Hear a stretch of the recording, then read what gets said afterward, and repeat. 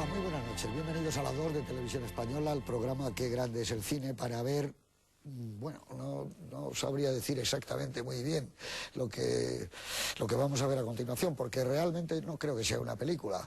Hablar de un documento puede ser también inexacto, es un experimento quizás, no lo sé. En cualquier caso, una vez cada 4 o 5 meses solemos decir en este programa que precisamente este programa de Qué grande es el cine existe para ver algún tipo de película determinada. Yo creo que hoy lo justifica plenamente. Es El Quijote de Orson Welles, una película naturalmente inacabada que a lo largo de muchos años, incluso de décadas, desde el 57 hasta entrado en los 90, pues ha habido una mano tras otra trabajando en ella, naturalmente ya no de Orson Welles, que había muerto en los años 80, pero es muy difícil calibrar qué hubiera sido El Quijote de Orson Welles, aunque aquí, insisto, nos quedan una serie de testimonios y de vestigios. Yo creo que habría que plantearse esta película, por así llamarla, un poco como Tormenta sobre México, con aquellos metros de material que dejó el maestro Sergio Mikhailovich Eisenstein, de aquellos planos de los que nacerían luego pues un tipo de cinematografía muy clara, que iba desde el Indio Fernández hasta Elia Kazan.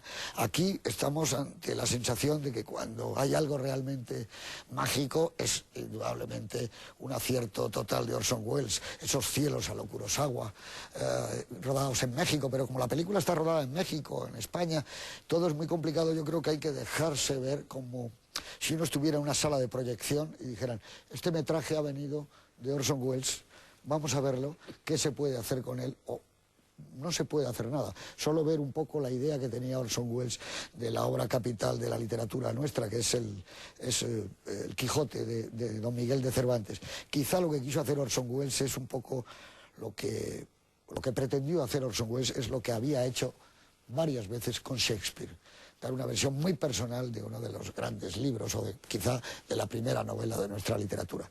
En los títulos de crédito de la película, entre otras personas, sale Juan Cobos. Juan Cobo, buenas noches.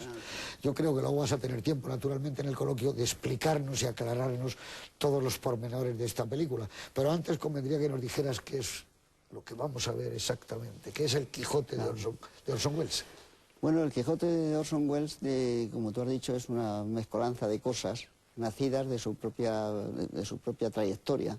Es decir, que esto nace de un programa de Frank Sinatra, no sé si en la CBS o en la ABC, no sé, uno de estas grandes productoras americanas, que tiene un programa en el que canta, por supuesto, Sinatra, y hay un intermedio que podía ser de tipo más cultural, y se lo encarga a Orson Welles. En ese momento, hace un año así, que ha nacido Beatriz Wells, y Sinatra es su padrino, o sea que había una relación muy buena entre los dos, como había una relación muy buena con todo el grupo de Sinatra. En esa circunstancia, pues le otorgan a Wells $25.000 para rodar lo que él llamaría variaciones sobre la obra de Cervantes, y que iba a ser una cosa de media hora más o menos para incluir como una parte de esas 2 horas que tenía el programa de Sinatra. Resulta que cuando está haciendo eso, de momento los $25.000 se quedan cortos, él pone 5.000 más y se da cuenta de que se apasiona por el tema, de que puede ser un largometraje, de que lo puede seguir trabajando si lo financia él mismo, y lo interrumpe. Lo interrumpe porque le llaman de Hollywood para hacer El largo y cálido verano, se va a Luisiana. Aquí en Tamiró se tiene que ir a rodar Yo y el coronel en Francia, es decir, hay una serie de circunstancias que los dispersan. Y por tanto eso queda así. Los abogados de Sinatra al cabo de unos meses reclaman ese dinero, que lo tiene que devolver, y a eso se une otra circunstancia que le aleja a Welles de Hollywood, y es que el viejo problema que tenía con los impuestos debido a que no le admitieron como pérdidas la Vuelta al Mundo en 80 días, el espectáculo teatral, que fueron una pérdida de 300 y pico mil dólares, no se lo admiten, y él tiene siempre una deuda con el fisco.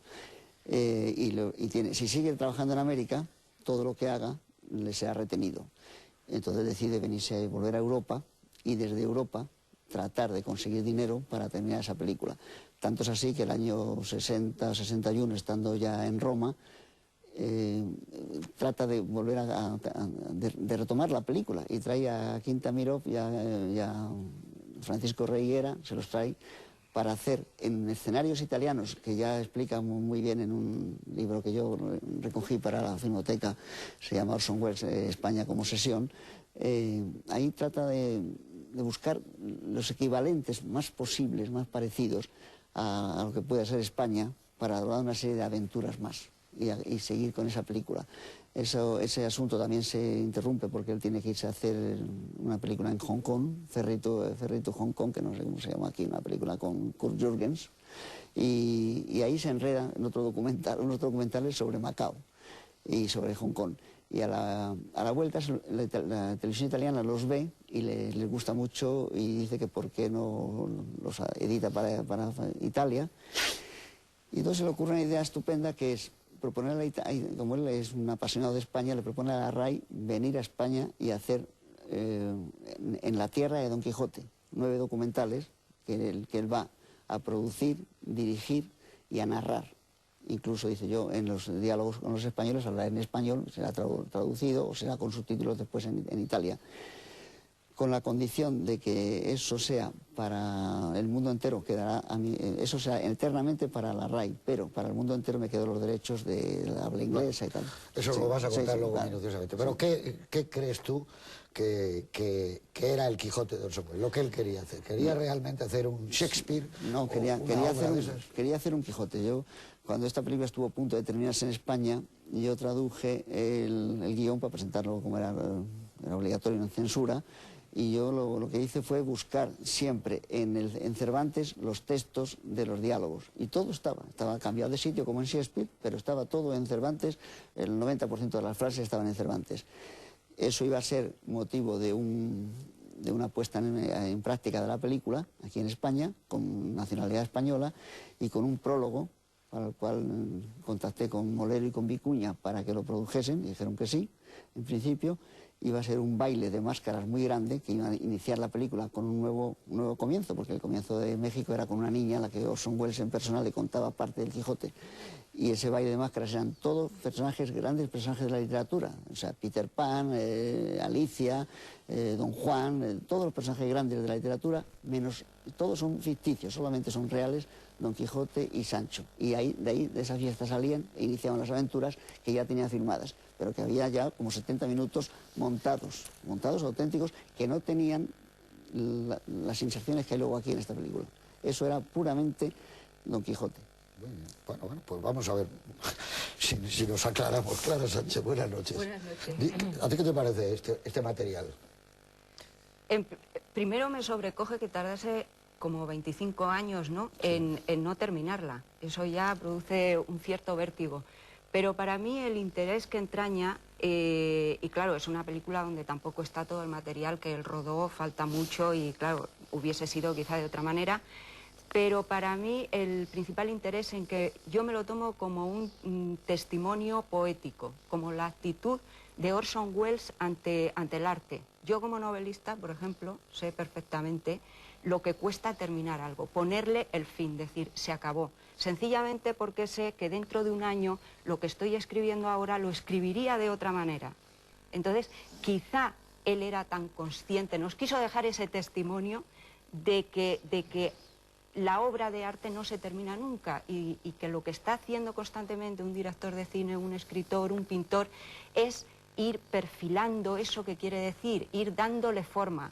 Y quizá él quiso ir dándole forma en una sola obra, en el Quijote, en ese Quijote interminable que yo me temo que él en realidad no quería terminarlo nunca. Quería ser esa muestra de lo que él iba haciendo, de lo que iba añadiendo, de las múltiples versiones que le iba dando. Leí en una entrevista que creo que le hizo Juan Cobo, si no recuerdo mal, que si tuviese dinero volvería a rodar otra vez todo el material que había rodado sobre el Quijote. Y me resulta muy curioso que además tomase el Quijote, precisamente el Quijote, para este experimento, para esta experiencia suya. Yo creo que debía tener muchas afinidades con Cervantes. Cervantes también se dejó sin terminar la Galatea, el Persiles lo terminó deprisa y corriendo 3 días antes de morir. Y además eran hombres muy polifacéticos y muy polivalentes, cada uno evidentemente en su tiempo. Cervantes tocó todos los géneros literarios, él tocó y cultivó todas las vías de expresión artística, el cine, la radio, el teatro.